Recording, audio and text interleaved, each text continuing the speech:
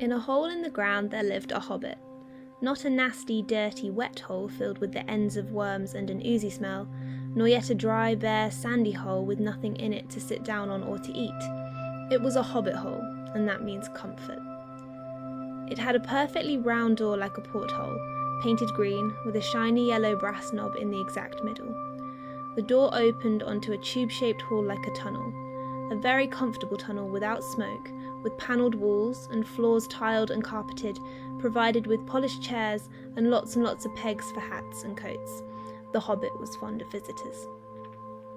The tunnel wound on and on, going fairly but not quite straight into the side of the hill, as all the people for many miles around called it, and many little round doors opened out of it, first on one side and then on another.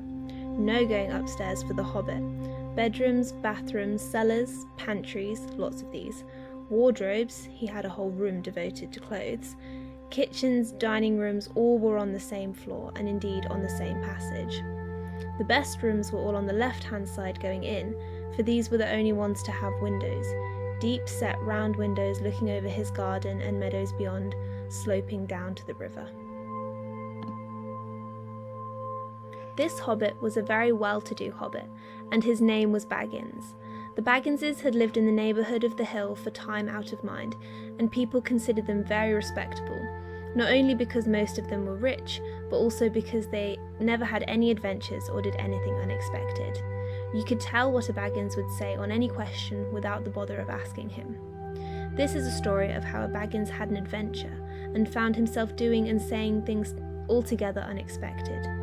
He may have lost the neighbours' respect, but he gained, well, you'll see whether he gained anything in the end. The mother of our particular hobbit.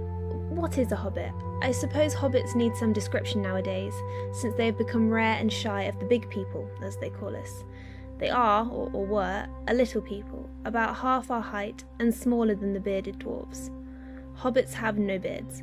There is little or no magic about them except the ordinary, everyday sort which helps them to disappear quietly and quickly when large stupid folk like you and me come blundering along, making a noise like elephants which they can hear a mile off. They are inclined to be fat in the stomach, they dress in bright colours, chiefly green and yellow, wear no shoes because their feet grow natural leathery soles and thick warm brown hair like the stuff on their heads, which is curly, have long, clever brown fingers, good-natured faces, and laugh deep, fruity laughs, especially after dinner, which they have twice a day when they can get it. Now you have enough to go on with. As I was saying, the mother of this hobbit, of Bilbo Baggins that is, was the famous Belladonna Took, one of the 3 remarkable daughters of the Old Took, head of the hobbits who lived across the water, the small river that ran at the foot of the hill. It was often said in other families that long ago one of the Took ancestors must have taken a fairy wife. That was, of course, absurd, but certainly there was still something not entirely hobbit-like about them, and once in a while members of the Took clan would go and have adventures. They discreetly disappeared, and the family hushed it up, but the fact remained that the Tooks were not as respectable as the Bagginses, though they were undoubtedly richer. Not that Belladonna Took ever had any adventures after she became Mrs. Bungo Baggins. Bungo, that was Bilbo's father, built the most luxurious hobbit hole for her, and partly with her money, that was to be found either under the hill or over the hill or across the water, and there they remained to the end of their days. Still, it is probable that Bilbo, her only son, although he looked and behaved exactly like a second edition of his solid and comfortable father, got something a bit queer in his makeup from the Took side, something that only waited for a chance to come out. The chance never arrived until Bilbo Baggins was grown up, being about 50 years old or so, and living in the beautiful hobbit hole built by his father, which I've just described for you, until he had, in fact, apparently settled down immovably. By some curious chance one morning long ago in the quiet of the world, when there was less noise and more green, and the hobbits were still numerous and prosperous, and Bilbo Baggins was standing at the door after breakfast smoking an enormous long wooden pipe that reached nearly down to his woolly toes, neatly brushed, Gandalf came by. Gandalf, if you had heard only a quarter of what I have heard about him, and I have only heard very little of all there is to hear, you would be prepared for any sort of remarkable tale.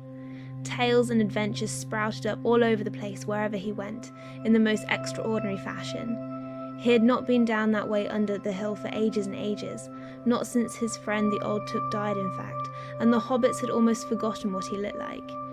He had been away over the hill and across the water on businesses of his own since they were all small hobbit boys and hobbit girls. All that the unsuspecting Bilbo saw that morning was an old man with a staff. He had a tall, pointed blue hat, a long grey cloak, a silver scarf over which his long white beard hung down below his waist, and immense black boots.